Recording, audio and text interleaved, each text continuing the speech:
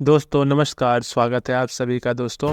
देश भर के लाखों पेंशन भोगियों और सरकारी कर्मचारियों के लिए बहुत ही बड़ी खबर आ चुकी है। जी हाँ दोस्तों, केंद्र सरकार के लाखों कर्मचारियों के लिए केंद्र सरकार की जो department of personnel and training अर्थात department of pension training DOPT ने एक इम्पॉर्टेंट सर्कुलर 20 अक्टूबर 2023 की डेट में सभी केंद्रीय कर्मचारी और पेंशन भोगियों और राज्य कर्मचारियों के लिए जारी कर दिया है।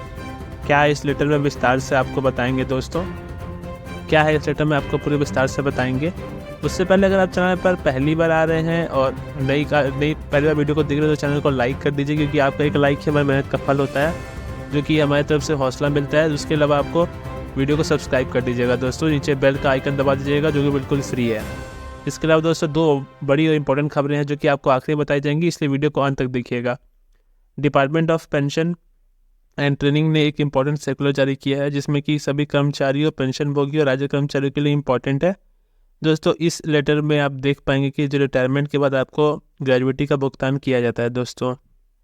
तो इसमें केंद्र सरकार ने एक बड़ा संशोधन किया है दोस्तों, जिसमें सरकार ने एक बड़ा सर्कुलर जारी किया है। अगर किसी कर्मचारी का रिटायरमेंट और उससे रिलेटेड कोई ड्यू बाकी है, अर्थात कर्मचारी रिटायर हो चुका है और कुछ बकाया उनके पास है, तो उसकी वसूली ग्रेजुएटी से की जाएगी। अर्थात मान लीजिए कि आपने कोई पेंडिंग डॉक्यूमेंट्स या पेंडिंग कुछ सामान आपने सरकार का रिटर्न नहीं किया है और सरकार के पास उसका ड्यू है, तो सरकार वो आपको ग्रेजुएटी की वजह से काट लेगी, अर्थात ग्रेजुएटी का पैसा आपको कम मिलेगा। ये एक इम्पॉर्टेंट सर्कुलर है। अर्थात मान लीजिए किसी कर्मचारी के पास कोई संसाधन सरकार की है और उसने उसका समय से जमा नहीं किया है और रिटायरमेंट हो चुका है, तो उनका ग्रेजुएटी से उसको काट करके एडजस्ट कर दिया जाएगा। इसको आप स्क्रीन पर देख पा रहे हैं दोस्तों, क्या क्या ड्यू हो सकते हैं उसको भी आपको हम आगे बता रहे हैं। जैसे कि सरकारी आवास से संबंधित बकाया राशि, सरकारी आवास में कुछ त्रुटि हो गई है या घर को निर्माण कराया है आपने सरकारी आवास में, या कोई आपने लोन लिया हुआ है या कोई वाहन लोन लिया हुआ है, अथवा कोई एडवांस में सरकार से पेमेंट लिया हुआ है आपने और उसका भुगतान या रिटर्न आपने नहीं किया है दोस्तों, तो ऐसे में इसकी वसूली आपकी ग्रेजुएटी से की जाएगी, अर्थात ग्रेजुएटी का पैसा काट करके आपको दिया जाएगा दोस्तों। दूसरी इंपॉर्टेंट खबर और बड़ी खबरी आ रही है दोस्तों, देश भर के लाखों पेंशन भोगियों के लिए एक इंपॉर्टेंट खबर है, और वो बहुत ही इंपॉर्टेंट खबर है सभी पेंशन भोगियों के लिए। जो भी 70 साल है उससे ऊपर के पेंशन भोगी है, उनसे अब बैंकिंग की सुविधा प्रोवाइड की जाएगी। अर्थात जो सीनियर सिटीजन की हायर कैटेगरी में आते हैं, अर्थात उन्हें होम बैंकिंग की सुविधा मिलेगी।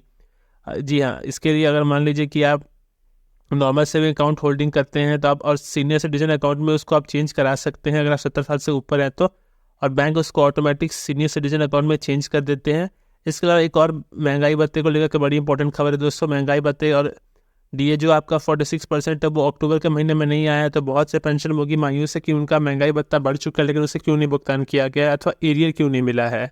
तो इसमें पेंशन भोगी ने की मांग थी कि उनका जब पेंशन और DA बढ़ चुका है तो उन्हें वो क्यों नहीं मिला है। तो उनका डिमांड था कि गवर्नमेंट ने जानबूझ के पेंशन भोगियों का जो पेंशन है वो लेट से अनाउंस किया, जिससे कि उसे इस मंथ का लोड ना पड़े और नेक्स्ट मंथ उसको मिल पाए।